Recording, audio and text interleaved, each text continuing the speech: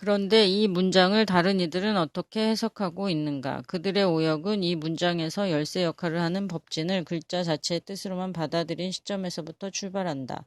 가령 한길로의 법진에 대한 줄을 보자. 의근의 상대 경계, 전 오식을 통하여 경험한 것들이 의식 속의 그림자로 남아있는 것. 또한 운어는 이렇게 말하고 있다. 법진은 마음으로 생각하는 대상입니다. 색진이나 성진 등의 오진은 실로 존재해 있는 것이고 법진은 그 오진의 그림자입니다. 이러한 오인에 따라 가령 야기 전진 유 불려성 즉 진여심 구절이 다음처럼 잘못 해석되는 것이다. 만약 상대하는 현상적인 것들을 여의고도 분별하는 성품이 있는 것이라면 그것은 곧참 내 마음인 것이다.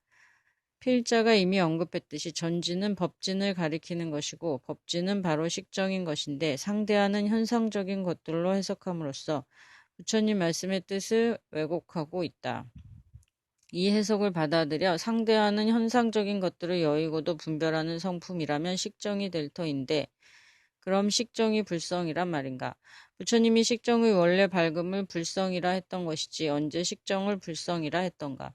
그런데 일반인들 뿐만 아니라 불교학자나 자칭 타칭 선지식이라는 자들까지도 흔히 식정을 알식자의 맑을 정자라는 글자 뜻풀이만을 통해 식의 가장 맑은 것이니까 불성이라고 오인하는 잘못을 저지르고 있는 것이 현실이다.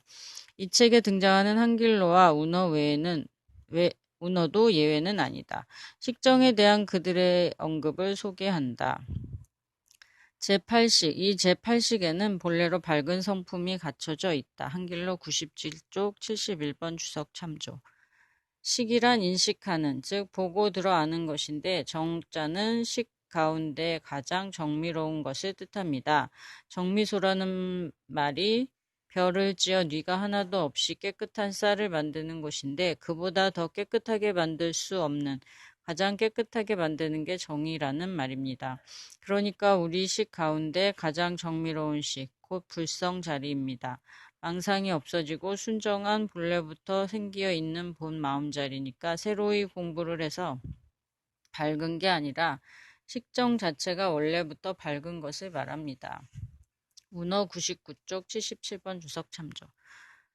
거듭 말하게 되지만 능언경의 무시보리열반 원청정체 칙여금자 식정원명 시초가 없는 보리열반의 원래 청정한 본체이니 지금 너의 그 식정의 원래의 밝음이다. 문장에서는 무시보리열반 원청정체 시초가 없는 보리열반의 원래 청정한 본체 즉 불성이 식정원명 식정의 원래의 밝음이라고 명약관화하게 밝히고 있다. 무시보리열반 원청정체가 식정이라는 언급은 눈을 씻고 봐도 찾아볼 수 없다. 그런데 불경을 눈앞에 펼쳐놓은 상태에서 어찌하여 정작 불경에서는 찾아볼 길 없는 식정은 곧 불성자리라는 주장을 할 수 있는 것인지 실자로서는 도저히 납득할 수도 이해할 수도 없는 노릇이다. 이렇게 식정을 불성으로 받아들이고 보면 지금 살펴보고 있는 본문 문장과 의식의 두 근본을 먼저 번에 이종 근본 문장이 서로 이어져 대꾸를 이루는 것임을 알게 된다. 때문에 번연히 알면서도 해석할 때 또 한 번 난간에 부딪힐 수밖에 없는 것이다. 무슨 말인가 하면 여기에서 나오는 법진이나 전진이 문맥이나 문장 구조상 식정과 같은 의미로 쓰였음을 눈으로 보면서도 그 사실을 인정할 수 없게 되는 것이다. 식정을 불성으로 해석해 놓은 마당에 진, 옥편을 찾아보면 티끌, 흙먼지, 속사, 속세의 뜻으로 나온다.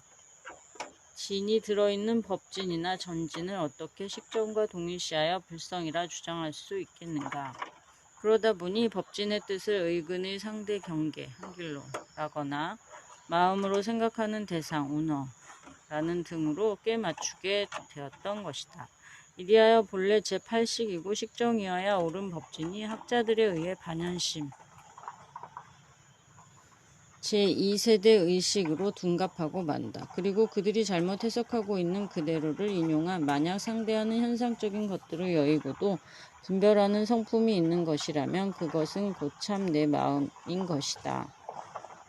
야기 전진 유분별성 즉 진여심이라는 문장에서 전진이 반연심으로 해석되고 있기에 진여심 또한 그 의미가 불명확해진다.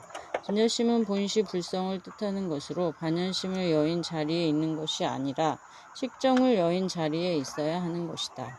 이 모든 해석의 오류는 그들이 제1세대 의식인 식정의 개념이 없는 상태에서 자꾸 풀이에만 매달린 결과로 빚어진 것이다. 여기에서도 일반인들 및 학자들이 흔히 잘못 받아들이고 있는 불성은 평상심의 도식이 엿보인다는 사실을 사족으로 달아둔다.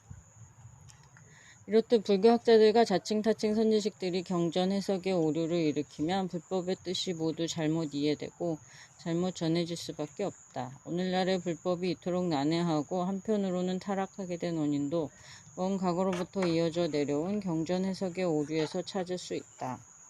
그리고 지금 이 순간에도 이들은 맹종과 아집에 쌓여 불법의 근본을 모두 파괴하고 있음에도 불구하고 그러한 잘못을 인식하지도 못한 채 대중들에게 불법을 전파하고 있노라고 외쳐대니 이 일을 어찌할 것인가. 만약 모든 불교인들이 부처님의 말씀을 바르게 인식했더라면 오늘날처럼 불교가 관념의 위에 떨어지는 일도 없었을 것이고 이 사회 또한 바른 불법의 전달로 인해 지금보다 더 나은 사회가 되었을 것임을 필자는 믿어 의심치 않는다. 일반 대중들과 불교 지식인 및 선지식들이 불법을 제대로 안다면 이 사회가 바로 지상천국 불국토가 되는 것이며 바른 불법의 추구야말로 중도, 해탈, 불지에 이르는 길이 되는 것이다. 다시 이 글의 처음 주제로 돌아가자. 부처님 말씀을 통해 우리는 자기 자신의 참된 본래 성품에 이르는 첫걸음이 의식을 바르게 인식하는 데 있음을 다시금 살펴보았다.